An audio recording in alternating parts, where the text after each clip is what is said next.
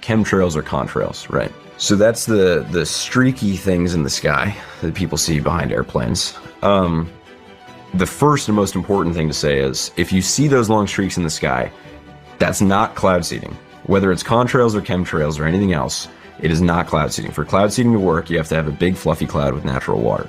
Those long streaky things, they can't make rain. They don't turn into big puffier clouds that eventually make rain. That doesn't have to do with weather modification. There are such a thing as contrails, right? So the turbulence from planes and the vapor from the jet engines will freeze behind the plane, and that'll turn into condensation. What people have suggested to be chemtrails are like the nefarious addition of either some sort of neurotoxin or goodness knows what to those contrails to poison people. I have not yet seen enough compelling evidence to believe that that's happening.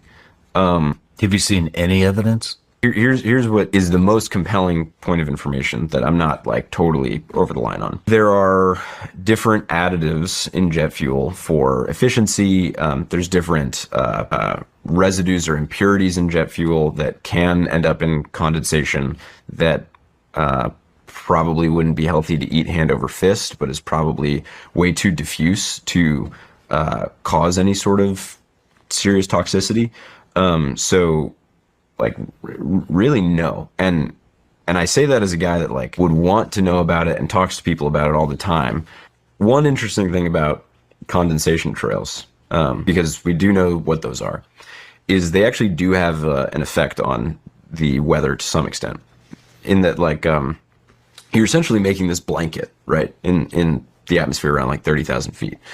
And so if you create a condensation trail in the morning, then you are de facto blocking some of the sunlight from getting down to the earth and warming the planet up. So you can sort of locally cool things down if you create a condensation trail at night. And